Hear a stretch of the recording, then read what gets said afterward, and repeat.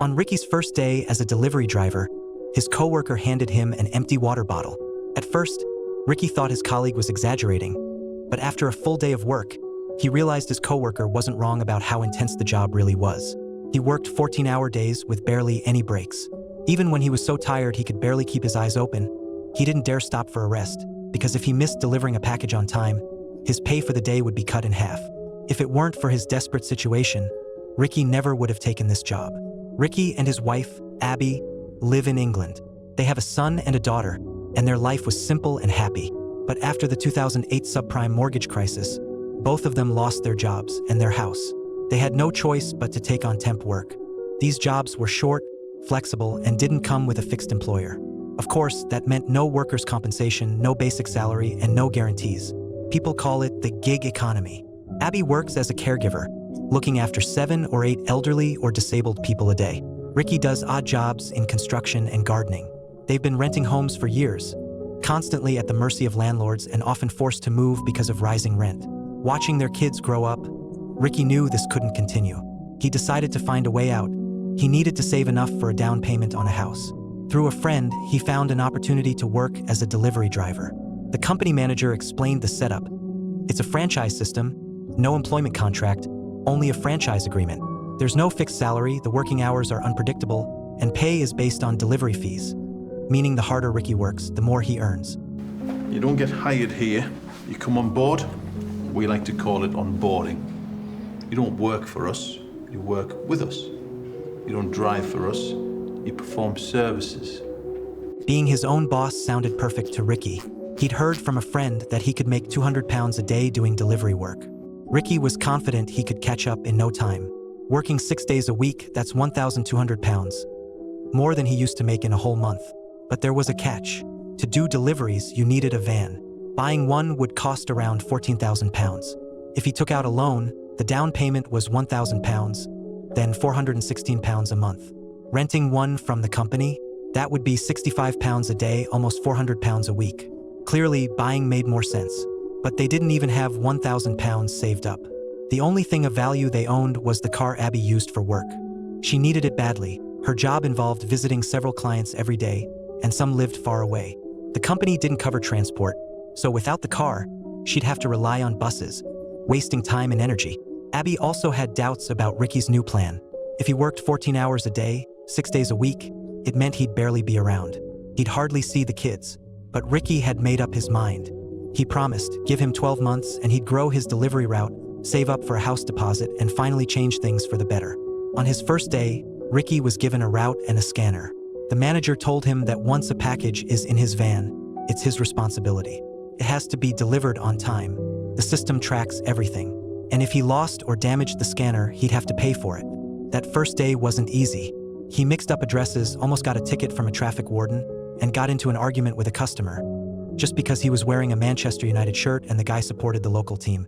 Still, none of it was a big deal. By the end of the day, he was completely worn out, but at least he made real money. Meanwhile, Abby had to visit 7 different clients. Now that she didn't have a car, she was constantly rushing between appointments. Abby was kind and patient.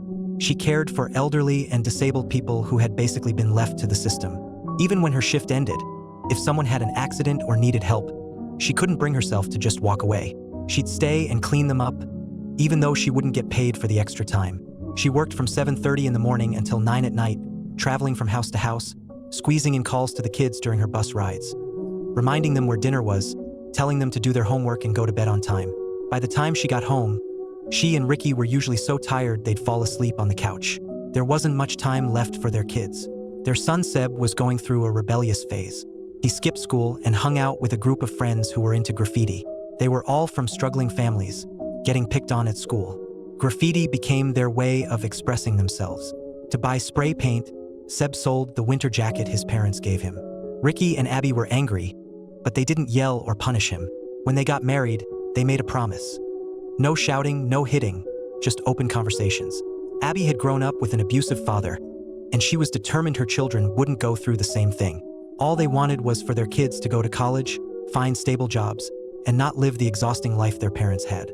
But Seb, he didn't believe school could change anything. What, and be like Hopkins, brother, 57 grand in debt, and working in a call centre now, getting smashed every weekend just to forget his problems.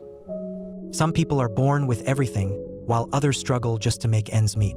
Seb feels like he's the latter. Life seems hopeless to him. What's the point of trying hard if it doesn't make a difference? On the other hand, their daughter Liza is very considerate.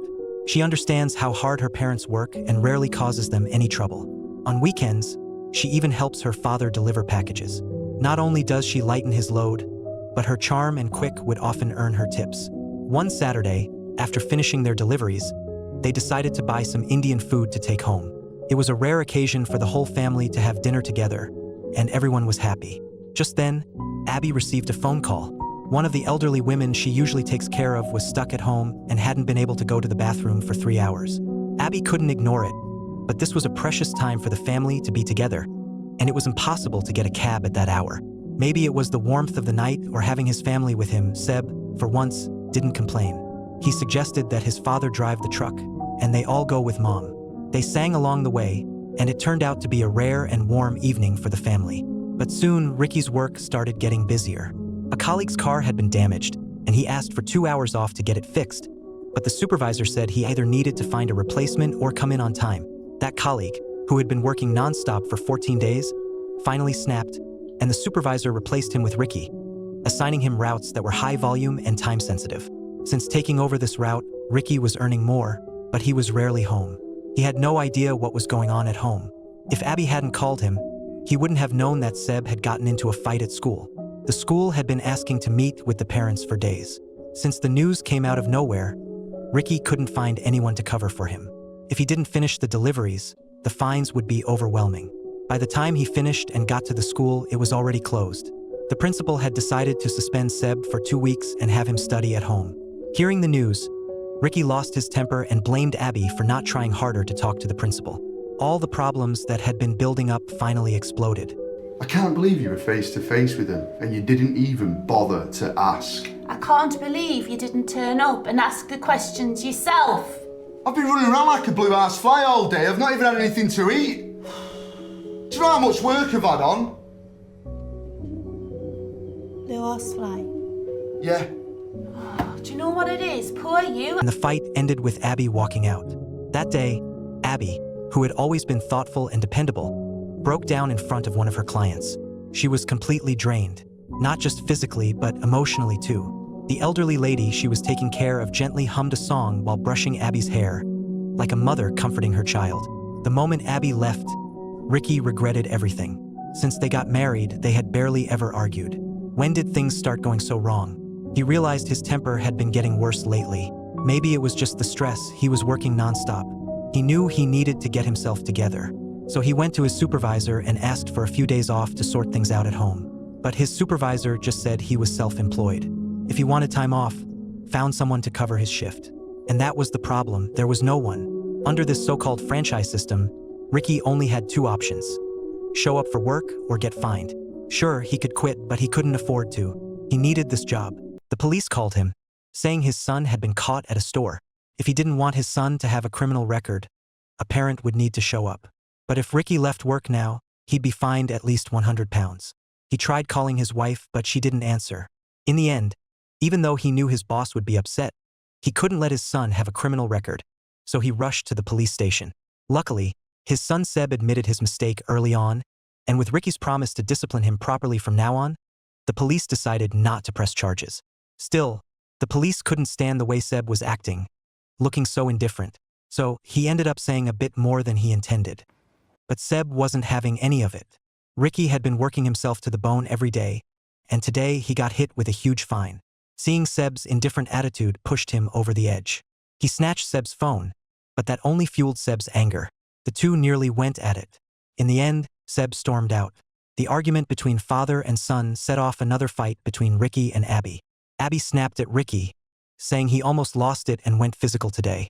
Ricky was upset, feeling like his wife wasn't on his side, and she was turning everything on him. That night, things calmed down a bit. After Abby confirmed that Seb was staying over at a friend's house, she told Ricky she'd be sleeping with their daughter. The tension at home was so bad that Liza had started wetting the bed out of anxiety. The next morning, when Ricky got up, he found that Seb had sprayed paint all over the family photo on the wall. To make things worse, Ricky couldn't find the keys to his van. Without the van, he couldn't go to work and make deliveries. That day, he missed work again, got fined £100, and was warned that if it happened one more time, he could lose his job. When Seb came back, Ricky immediately went after him for the van keys. But Seb said he didn't know what he was talking about. Abby rushed over and pushed Ricky away. He ended up sitting on a bench outside until dark, only leaving when Liza called and asked him to come home. Turned out Seb only damaged the family photo, but it was Liza who took the van keys.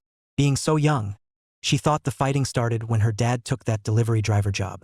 She believed if her dad didn't go to work, there wouldn't be any arguments anymore. Sorry, it's not my fault. When Liza spoke, the whole family broke down in tears. It was then that Ricky realized he didn't really know Seb at all. He didn't even know about the drawing Seb had made. Every time something went wrong, he just blamed Seb. The truth was, he hadn't made the time to truly understand his kid. But he was still trying to stay positive, thinking if he just kept working and earning more, he could fix things slowly. But life wasn't going to give him a break. One day, while making a delivery, a group of thugs suddenly jumped him and stole his goods. They even damaged his scanner on the way out. Sitting in the hospital waiting room, Ricky got a call from his boss. Most of the goods were covered by insurance, but 2 passports weren't, and he was going to have to pay for them. Plus, the damaged scanner was going to cost him £1,000. So, on top of his medical bills, Ricky, who didn't have work injury insurance, was now facing £1,500 in compensation. That's when Abby, sitting beside him, couldn't hold back anymore. She grabbed the phone from Ricky's hand and yelled at his boss on the other end. How could they still expect him to pay for everything after this? If they were counting work hours and not allowing any time off, then how was this even considered a franchise? Abby, usually calm and kind, finally broke down. She saw herself as a good person, law-abiding, caring for others. But why was this happening? Her husband had been robbed, they weren't getting any compensation, and now they were being asked to pay up. Ricky felt even worse. He thought he'd found a good job to make money, but it had turned into this nightmare. The losses from all of this had made their financial situation even tougher. If no one covered his shift the next day, he'd be fined £100 again, and now he couldn't get out of it. The van he bought for work still had a loan on it, and without this job, he couldn't find a better one anytime soon. That meant his debt was only going to get worse. So, the next morning, he quietly woke up and left a note for Abby. He told her not to worry, that he'd be fine. The note was written on one of his delivery slips, the kind he uses for work. It was printed with "Sorry, we missed you." But the one he'd really missed wasn't the customers. It was his family. But he had no choice. He started the car and Seb chased after him. What his father had gone through really shook him. He couldn't just watch his dad like this and still go to work. But Ricky told Seb it would only take 6 months. He promised they'd get back to where they were. At that moment, Abby came running out too, but she also couldn't change his mind. He drove off, not stopping until he could no longer see his family behind him. Then he broke down in tears. Life had to go on. Even though he could barely see any future on this path, he still had to keep moving forward. And with that, the movie ended. Sorry We Missed You is one of the heaviest films I've seen in years. Sometimes the deepest despair comes when you know you're sinking, but can't find a way out. We're like sinking into quicksand, and the kids are trying to pull us out with a branch. But it just seems like the more we work and the more hours we do, we just sink further and further into this big hole. I have it all the time. Feel free to leave your thoughts on the movie in the comments, and I'll see you in the next movie.